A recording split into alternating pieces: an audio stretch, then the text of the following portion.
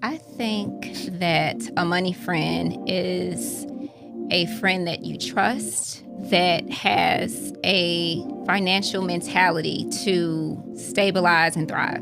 A money friend for me is someone that can get in the weeds with you and give you practical strategies to elevate financially.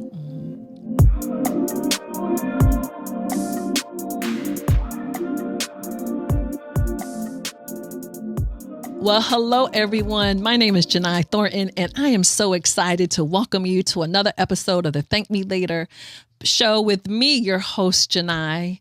And listen, you know what we're here for. We're here for you to master your money and transform your life. And the mastery and transformation that we're working on today, y'all, is money friends. Money friends. So I'm really excited to talk about this. I have a couple money friends with me today, new money friends that I want to introduce you to. And these are the two women who actually introduced me to this whole concept of money friends. So I'm going to take the liberty to introduce them, and then we're going to begin this whole conversation about money friends.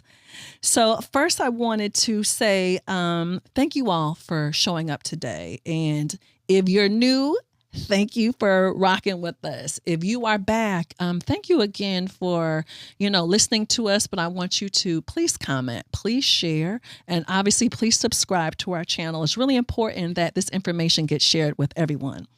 All right, so now on to our special guest today.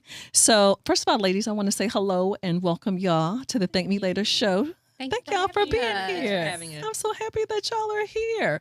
So I like to brag about y'all a little bit before we jump into this. Can I brag for a minute? Sure. Okay. Absolutely. Absolutely. So first, Aviance Jenkins is an attorney and strategy director for a global healthcare company, as well as a real estate investor and author. Her first book, Heartbreak for Beginners, highlights disasters and lessons learned straight from the journal during her 20 years of dating and relationships in Atlanta. Girl, I can only imagine. I can only imagine the stories that you're telling in that book. In addition to raising a hilarious and joyful 7-year-old daughter, she is passionate about farm-to-table dining, personal development, and financial literacy. Thank you, Aviance, for being here. Thanks so much for having us. I'm happy that you're here. I want you to go ahead and share your social media now and at the end, because I want to make sure people know how to connect with you. Absolutely. On Instagram, I'm at AviNicole30, and my website is avinicole.com. And so our second guest, how long have I known you, Delia, now? I don't know, 13 years-ish probably? 13-ish, yes. Probably 13 years. So Delia Hobbs is a senior production attorney at Dish Nation and supports legal affairs for Divorce Court and The Portia Show. After seeing a need to connect talent with distribution, Delia co-created and owns Onyx DNA Media, an entertainment company that helps creators and storytellers enter and thrive in the entertainment industry. As an avid traveler and day hiker, you can find Delia on a local walking trail or in an airport lounge. In addition to connecting with nature and landscape, she is always up for the next place to explore and relax. I'm so happy that you're here, my friend. Thank you so much for having us. Yeah. It's a joy to finally be here. I know. And so please share your social media with everybody. Please connect at Onyx DNA Media _ on IG, as well as I Am Showbiz Counsel on IG. And so I'm going to start with Delia because, Aviance, that's how I met you. Mm-hmm. So we were at an event that Delia was hosting earlier this year, and she was taking me around, meeting her family and her friends. And she's like, oh my God, you got to meet my money friend, Aviance. And I was like, you're what? Like, girl, you got a what? Like a money friend? And I was like, I'm a money person, but it was a completely new concept to me. And I just kept thinking, that is so dope. So when I met you, Aviance, like you immediately were like telling me just about your journey of intentionally finding money friends. So I want to kind of start with that. I really want to know, like, where does this concept of intentional money friends, not just kind of like, ooh, I had some friends and we just kind of talk about money, but literally looking for money friends, and why that was important to you based on the phase that you all are in your life right now. So for me, I knew that I was entering into a new chapter of my life. You know, when you are able to progress and you see, okay, I need to learn more, or I need to start surrounding myself with people with diverse interests. It was at that time that I wanted to see who in my circle do I already talk to about finances, or who do I trust? Right. Who do I feel comfortable with? And I've known Delia. Ooh, we go back to the 90s. Without getting into numbers. Okay. for a while. Yeah. And So did y'all go to college together? Like, how did y'all, just real quick, we did. Oh, y'all went We went to college. We went to Hampton University. Okay. And Hey, we're she was in the also sorority sisters, Okay. specifically line sisters. And we already knew each other because we were in the same major. Yes, I think part of it was we were just sort of always on the same track. Okay. We worked for the Hampton Script together, the newspaper together. Right. She went to law school first. I went to law school. She ended up in Atlanta post law school. I did too. Mm-hmm. So we were sort of always on similar trajectories. Okay. And I think some of the money conversations, if I recall, came up when, okay, you're buying a home. How do you budget for that? How do you plan for that? Or other things like, I guess more currently, we have in-house jobs. So, okay, it's performance review time. We're talking about our kudos, our folders, Right. you know, what you did well throughout the year, how that relates to profit. Yeah, so how you can get more money. Yeah, how you can get more money. Right. When we were changing jobs, it's like salary questions. Like, so I think we already had trust and had built a relationship, but I needed a peer to talk to about numbers. And she was, already proved herself to be a loyal friend. Right. She encouraged me ups and downs throughout my career. So she was the perfect person. Yeah, and it's funny to hear y'all say that, because when you think about how uncommon it is for us to talk about money, particularly with people that we know. I think the data is like over 60% of people avoid talking about finances to family and friends. Like, we rather talk to strangers than the people that we know. So, but Delia, you just said something really important, which to me is like the foundation of it, which is trust first. Because I think it probably has to be trust and then some sort of technical expertise secondary to that, to make sure that there's that rapport if you want to kind of lean in with people. Would you agree with that? For sure. So I already had that in the back of my mind. So I was like, let me find someone who I am not related to, that I can talk to and that I trust. And that's kind of how I felt really comfortable talking to Delia about just certain tactics and systems that we can set up to financially get us ahead and out of debt, honestly. Right. So she is the most organized. Is she out of the money friends? she? She's very, step by step kind of process. So she came up with the process thing. Right. And it kind of just grew over time, depending on the need, right? That's, for example, home buying, right? When you are trying to prepare for your down payment, what does that look like? So it sounds like some of your conversations were just driven by life events based on what you had going on. Milestones in life. Gotcha. And so then that created the conversation. So, but is it that you knew you needed to prepare for these life events and you're like, ooh, I need some help, and you intentionally sought out, or did it just kind of happen that y'all just started talking about money?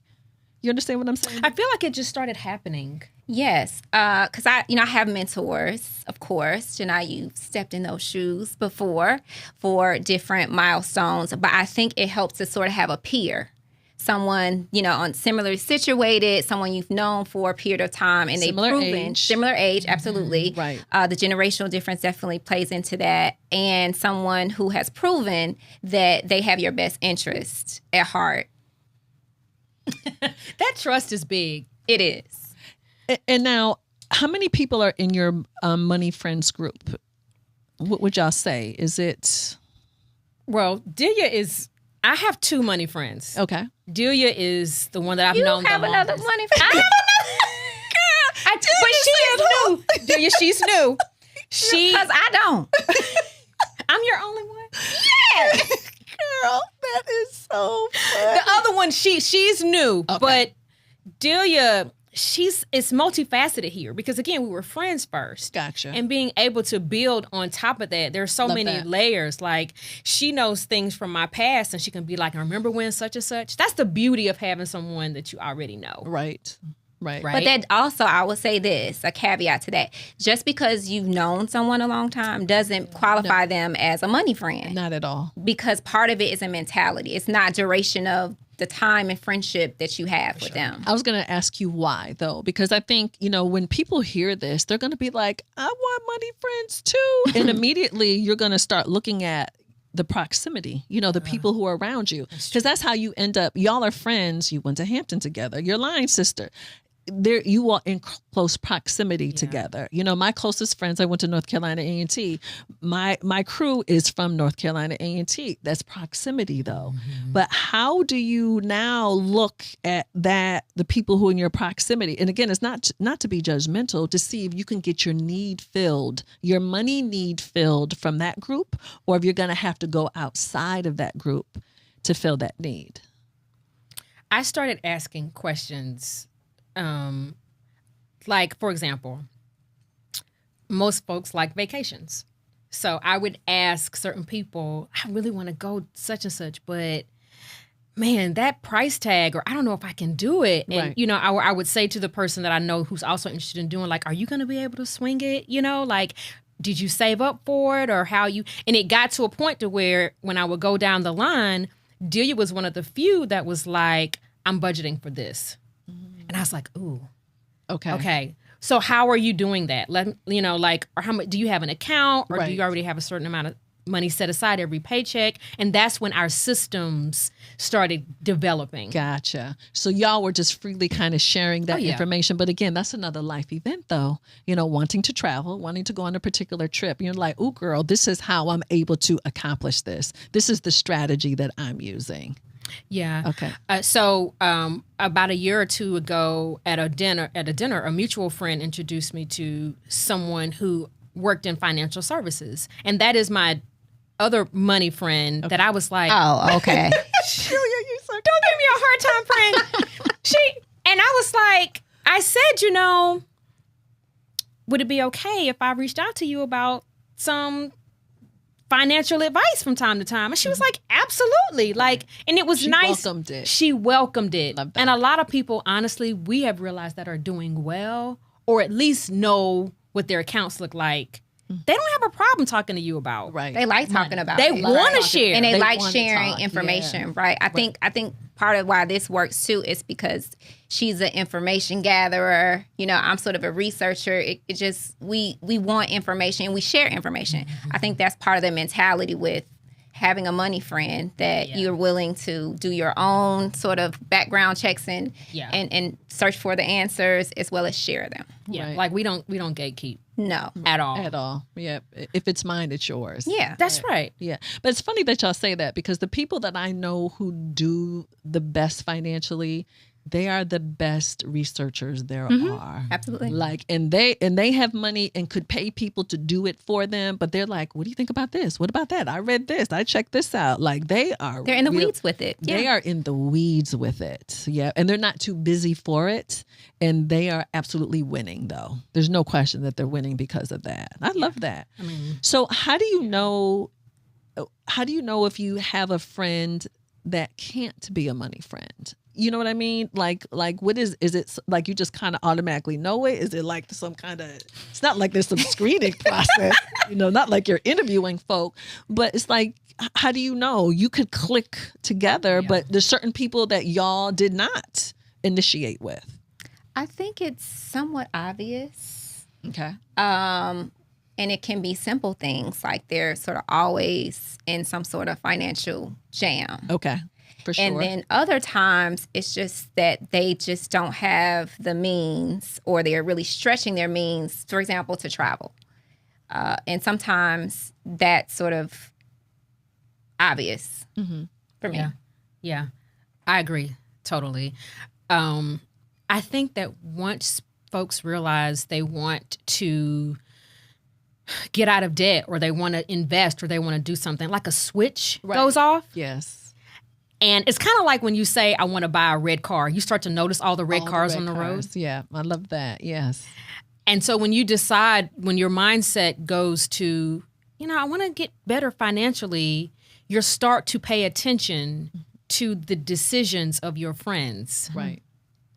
And you'll start to say, and everything doesn't have to be said. Yeah. You don't have to have an opinion. And it's not in a judgment. It's not a judgment. Not at all. You're just observing. You're just observing. Right, for sure. Like, I know she was in a jam. I'm going to use your word. She was in a jam last month. But why is she always shopping? Right. Or going to brunch. Or going to brunch. Right. Or she has the latest car or just whatever thing. It is. Like the math just ain't mathing. Right. And you don't have to speak on it. No, just make an observation. For sure. That is not that could potentially not be a money friend. Absolutely. And I want people to understand that none of this is said in any sort of judgmental way. Is what you're saying is that you're in a certain place and you are determined to get to a new place. Yes. And that you're going to associate yourself with people who are heading in the same direction as you and preferably at the same speed as you, or at least faster than you, who can contribute to the conversation. Not just like they got one problem after the other, because this is about moving forward. And making sacrifices. Yes, a lot of it is discipline too, I think. So talk about that more. So I'm curious, like, what does that look like? Because, listen, y'all are dope. Y'all are these amazing professional attorneys at these big big companies doing really well. And it's like, look, y'all have to sacrifice. Oh, yeah. Yeah. So what does that look like, though? Well, for me, and let's be clear, like, you don't come out of law school making a whole lot of money. Right. I think that's most people don't. Most Thank people you for don't. level setting that. Yes, let's do that. Yeah, I think a lot of people will be very surprised when they find out my first year salary at a firm. Mm-hmm. What it looks like for me is I knew I had a car note. And I was like, I got to pay this bad boy off because I want to use the extra money to contribute to a retirement account. Okay. So what I did was a friend of mine, her lease was expiring, and she had good character. Like, I knew she was kind of a homebody. She didn't really do too much. I had a townhouse, and I asked her if she would be my roommate for 6 months. Okay. I literally went to her and I said, I really want to pay my car off. You moving in, I know you're looking for something else. You live far out. I live closer to your job. Would you consider being my roommate for 6 months? That'll help me, both of us, financially. Right.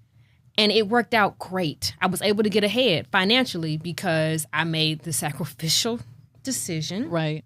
to share my space. Yeah. Short-term sacrifice, long-term gain. So that's what it looked like for me. That's just one example. But Aviance, I appreciate that because instead of just saying, hey, can we be roommates? You're like, hey, this is the end goal here. I'm trying to accomplish this. You're trying to accomplish this. This could be a win-win. But see, that's being intentional, though, Right. and not being afraid to say, what your goal is and what you want to do. I love that. Were you getting ready to say another example, Delia? Were you going to say something else? I was going to share one, and it was similar to my money friends, but a little different. So post-law school, I moved home. And I know it wasn't sexy to like, you a lawyer now. So Right. you live with your parents. Right. But I made the sacrifice to do that because I knew I wanted to buy a home. I knew that I didn't want to, keep renting apartments. And what I did was I stayed home. I ate at home a lot of times. I was not hanging out as much. And, I sort of stacked my funds and got financially stable. Got set Yeah. so I could do that. And it literally took me 1 year. Right. I was able to pay off debt. I was so able dope. to buy my first home that way. Right. So I love that.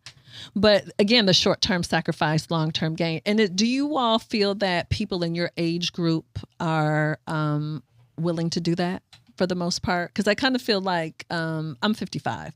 So I feel like these 20-something, 30-somethings, like, are they willing to sacrifice the way that y'all were willing to sacrifice? I think at this day and age, it's out of necessity because rent is crazy. It's crazy high. Right. So you do it because you have to do it. Right. Not necessarily because you have a goal that you're trying to accomplish. I think that may be the initial prompt. Okay. I do mentor one young lady in particular, and I'm very surprised at her willingness to learn and to, do what needs to be done. So I think there is a percentage of them that they just need the tools. Gotcha. And I think there's a willingness once you have the information of, okay, these are the 4 steps that will help me get to this next place. Okay. I love that. So 2 things. First is, for people who are just kind of beginning to tune in with us, and we're talking about money friends. How would you define money friend? I'll let you go first, friend. Friend. That's a tough question. How would you define it? I think that a money friend is a friend that you trust, that has a financial mentality to stabilize and thrive. That's good. Love that. What about you, Aviance? How do you define a money friend? A money friend for me is someone that can get in the weeds with you and give you practical strategies to elevate financially. Mm-hmm. Willing to learn, get in it. So for people who are like, oh, I want one of those, I need like 5 of those. For people who need that, where would you suggest they start? Like do you start looking at your own friend group? Like, how do you start the process? I would definitely recommend starting within your friend circle. I would not, find some random person that you need to build this bond with, establish trust. I would probably go where the trust is already established and go from there. Right. I would also advise people to learn themselves, because it can't be the blind leading the blind. It's a commitment to learning. Yeah. Right. I listen to podcasts. I read personal finance books. Conferences. You can do it all. Like, I think I got my first few years back, Smart Women Finish Rich by David Bach. And I read that. I mean, we can talk about books all day long, but it really helped that he was gearing it towards women. Okay. Because I feel like a lot of times we have certain external pressures on us. Sure. Yeah. Or limitations. Sure. Mm-hmm. Right. Absolutely. And so that was one book that really opened my mind to like, oh my goodness. So I would say self-education and making sure that whatever you learn yourself, if a friend says something that resonates with you that you've already heard, you can say, she's right there with me. And it's funny hearing y'all say that. What I've noticed, because, people ask me questions all the time, but I can also tell that they're not doing their own work. They're looking to be spoon-fed. And that to me means there's the lack of commitment, because you have to be a lifelong learner about, whatever it is, health, sure. wealth, whatever the thing is. Like, you don't stop learning. You don't get to the point where you kind of, you know it all, essentially. So I appreciate the fact that y'all are people should be looking for people who have that commitment, to learning and really taking it to the next level. And even with the learning, I don't think that it's necessarily you have to read financial-based books or financial-based podcasts. Like, even with conferences, for example, if it's a legal conference that I attend, maybe I'll look for the course that talks about, how to negotiate your salary, or how to start, entrepreneurship, how you start a firm or how you start a business. And you can pick up tools along the way in all sorts of places. No, I do. I love that. I appreciate that. I want to share a few resources with people, and then I got a ton more questions for y'all. Y'all, in this whole, the money friends. Delia, are you over the fact that she got a money friend yet, or no? No. This is the first time I've heard this. Girl, I feel and I feel slighted. We was gonna talk about that. Oh my God, that is so fun. I'm sorry you're getting in trouble. I know. Sorry about that. I'm throwing you under the bus here. But just some resources for some people. First of all, we have a couples money guide, and you can go to thankmelatermoney.com. And you're like, we're talking about money friends, but it's important that individually you can do it, or you can do it with your friends, because, it really, to me, it doesn't matter the type of relationship. It's just a matter of knowing kind of who you're dealing with and knowing what people's strengths are. You don't have to be living with these people, to be interacting with them from a financial perspective. So please, I want you to definitely tap into that, and also tap into our Thank Me Later community as well. So you can see everything at the bottom of the screen where y'all need to go to get the education y'all need. So a couple more questions. Delia, I'm going to start with you. And so what's funny, as long as I've known you, if I had to use a couple of words to describe you, private would be one of them. And, I've noticed that because, I know a lot about you and your family, and our families are similar in that our families have gone to great lengths to fly under the radar. Yes. And so you pick that energy up, because I was raised the same way as you. So when you and I started talking about it, I'm like, I could relate to that. That's my story too. So how, in that situation where your family, everything was private, hush, hush, were you able to come out of that and now really kind of be open to having conversations about money? I think I'm still very private about money. And I think that there's a lot of wisdom in the way I was brought up, and that it's not something you share with everybody. To Aviance's point earlier, you do have people that just don't have your best intentions when you overshare. So I think there's a certain level of discretion that's still very necessary when selecting money friends. Mm-hmm. So how do y'all know how much to share? Like, where do the lines start and stop with that? Like, is there too much? I'm assuming there has to be too much, maybe, or not? I would say there needs to be a certain level of discernment. You need to really listen. If you've got somebody that's not as open or sharing as much as you are, I would pay attention to that. Okay. Because I noticed that when there were certain conversations, I was asked all of the questions. And when I would reciprocate the questions, it would be a change of a subject or real hush-hush. And it didn't feel good after I had shared. And so I took that lesson and I said to myself, you know what, I think I'm going to go a little bit, not be as granular. Okay. And focus more on systems and just things that I do to help save and invest. Now, if someone comes to me and they're talking, more about numbers or what have you, then that's fine. We can do that. For sure. I think you just got to read the room a bit when it comes to that. So you were nodding like you could relate to that. Always read the room. Always read the room. So you're paying attention to the energy, how people are responding to the conversation. For sure, because it should be a reciprocal sort of exchange of information. It should be an exchange of, you're learning what you learned, I learned what I learned, and we're implementing process and ways to advance and whatever our milestone goal is at the time. Right. Do y'all have money relatives? Y'all are money friends. Do y'all have money relatives? Anybody in your family that you kind of lean into is kind of your go-to? I have one, and he doesn't count as a money friend. Okay. Because he's my elder.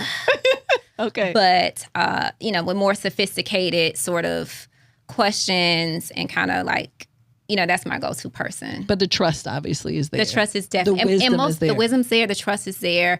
And he has proven to be not just successful with his financial goals, but he is definitely, I never hear my business, even in my family. Gotcha. And word can spread fast. That's within family and friends. Yes, but I've never heard anything. Right. So I feel trust safe. The trust is there. That's huge though. It's huge. Yeah, that's definitely huge.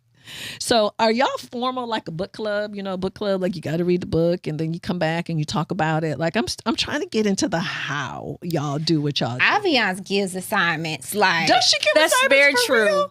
yes. Like what? I give action items. She does. I do. Give me an example. Like what's some of the last? So one in particular I remember Recently-ish. You tell me, because I may be thinking about a different one. Go with yours. I want to hear this. We were talking about, I feel like you mentioned a recent conversation with a banker or something. And That's the one. Yeah, that's one. And we were talking about ways to split up. This goes to the process and the systems that I mentioned before about just having systems in place. And so, I think, and Jini, correct me if I'm wrong, like if you make one extra mortgage payment a year, that can cut, I believe, 7 years off of your mortgage. Yeah. Yes. So Delia and I were talking about how can we implement that because we're both homeowners. Okay. And so I said, well, how about we each call our mortgage companies to see if every 2 weeks when we get paid, if we can divide our mortgage payment in half and send that amount. Because, some mortgage companies don't allow you to do that. Or you have to prepay 1 month in advance in order for them to get you on. Or they charge a fee to do the Right. Charge a fee, that part. Yes. Right. So that was an action item. I said, okay, next time we talk, let me know what your mortgage company says. And we did the same. And so I set up, so every 2 weeks I was able to divide up my payment. So that was just one example. So Aviance comes through with the to-do list. She does. Okay. And I think it's a healthy balance because I would have just probably did it. And then if I got a fee, I'd be like, girl, they charged me a fee. Right. Right. So I think I'm the one in certain instances that will kind of just jump out and, jump into one of the action items versus Aviance is like, well, you know what? Let's take a step back and let's both do this. And then let's make a decision after we have more information. So I know both of y'all have been in the corporate space, and I'm wondering, as you have interacted with your colleagues who don't look like you, do you think they have the same experience? Do you think they talk about money more than we do? Absolutely. Yeah, I do too. I think it's so much more normal to them. It was a misconception to me that they just had access, they had these resources, or they just knew all the nuances. But I think part of it is they share information in their community. A lot. It's a common Yes. Around the practice. dinner table. Yes. No shame, no running, no hiding. Like, what y'all doing? How y'all do this? Like, they talk about money. They do. Yeah. And I think that has just normalized it. And now we don't have to. I mean, I'm sure they're particular who has a seat at said table. Everybody Yes, isn't invited to the table. But I think it's very open. I think there's certainly something to learn from that. Do y'all have any friends who don't look like you? Are y'all leaning into friends who, different race, different gender, y'all leaning that way at all? I have a coworker, and she was very open with me about ways that she was able to save and invest. And I asked her, can we go to lunch? Can we talk about how you're able to save? Right. And she's like, sure. I love how direct you are. Yeah. Yeah. Girl, you are so direct. I am. But it certainly saves time, doesn't it? It does, because here's the thing. I feel like when you're open and you're vulnerable and you just tell people, this is what to our point earlier, people really want you to know. Right. And what's crazy is that her real name is Karen. And What a coincidence. That is funny. when I tell you Karen is a sweetheart, and Karen drove a minivan and had a uniform. She wore pretty much the same thing to work every day. But I overheard her one day talking about taking some incredible trip and doing all these things. And I said, Karen, you just spend your money on vacations or experiences. And she was like, yeah. She's like, I don't care about cars. I don't really care about clothes. She said, my goal is to get my children in the best schools and to pour in experiences and do things with them now. And I said, can we talk one day about how you're able to do these things? And she was like, absolutely. And ever since then, she's like, I cook. I don't really go out that much. But when I do, it's a memorable experience. And she showed me, too, how to set up those automation systems. Every time you get paid, this is what you do. Next thing you know, you have the money for what you need. Then it's there. And so do you continue to talk to Karen? I love the fact that her name. I know. Like, that is so cute. I haven't talked to Karen in a few years because I left that firm. Right. But she has a special place in my heart because of she was so open with me. Right. about her finances and ways that she was able to do things for herself and her kids. Right. Seemed very seamlessly. Right. Yeah. I appreciated that. Yeah, I love that though. I love how open she was. But again, I love your directness because, like they say, the closed mouth does not get fed. That's right. And for you to just directly observe it first because you heard it, you had to hear it, lean into it, and then be like, girl, can we go to lunch? Yeah. Yeah. People will tell you if you just ask. Right. Right. It's funny, just thinking about that. I was thinking about an experience I've had over the last couple of years. Never thought about it literally till right now.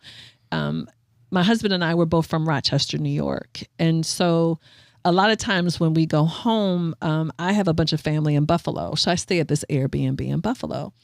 And the family that owns it, I don't think I realized it until just now, but I would consider her a money friend. We always talk about money when I stay at her house. And I mean, this girl is on it. She's a lot younger than me, but I just marvel at how disciplined they are as a family. They have very specific goals. And she's like, yep, we're doing this, we're doing this, we're doing this. And the kids, this girl is on it. She is really on it, but always researching, always, sharing, asking, engaging. Hey, what do you think about this? Like, she is direct and she asks the questions. So I love that. I love that for y'all. Look at y'all out here. Look at y'all out here. Anything else that you want to share about any advice? Anything else you want to share? Because my intention is that people will feel comfortable about talking about money more, but obviously talking to the right people about money. I would say identify your why. It'll keep you motivated. Figure out what you want to do next in your life so that when you get discouraged, you can look back and say, okay, this is why I'm doing it. Yeah. And when I hear you say that, Aviance, it makes me feel like knowing my why may also help me talk to the right person too, based on what I want to accomplish. You know what I mean? Because based on what I'm trying to do is I might be looking for someone who's done that exact thing already, or, has some experience in it or something, has some sort of knowledge that I may need to get to where I'm trying to go. Delia, what about you? Anything else that you would share? Probably to be patient with the process. And the process is sort of a couple of buckets. The process of learning, researching yourself, the process of establishing whatever milestone you want to hit. And third is, the process of vetting your people to help you on that journey, your money friends. Yeah, I love it. And it just, I just have a lot of respect for how you all approach money, particularly since you all are attorneys. Because it's easy to say, the money stuff is left to the money people. Y'all like, no. Mm-mm. Like, we out here working every day. Like, we're going to get to this out here. I love that for y'all. You have to ask questions. Like I said, it can't be the blind leading the blind. Right, for sure. A complete waste of time. Yes. Yeah, it's a complete waste of time. All right. So I have something I want to ask you. Delia, I'm going to ask you first. So finish this sentence. If you blank, you will thank me later. If you do what? Does it have to be one word? No, it could be whatever you want, girl. I'm trying to stall. Okay. Girl, you are crazy. If you implement the tips in this episode, you will thank me later. Okay. All right now. All right, Aviance, same for you.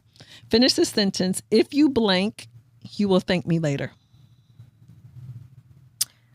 I'm going to say if you are intentional, you will thank me later. I love that. Yeah, you have to be intentional. All right, one more thing. So, thank me later. We're really focused on leaving a legacy. And, that's really important focus to us. So when I say leave a legacy, Aviance, I'm going to start with you. What does that mean to you? It means allowing my brothers and my daughter to follow their passions and not be so focused on how much a job will pay them.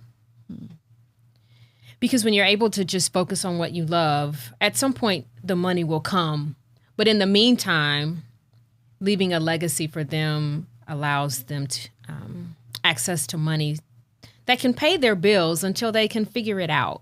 I think a lot of people just need grace to figure it out. Yeah.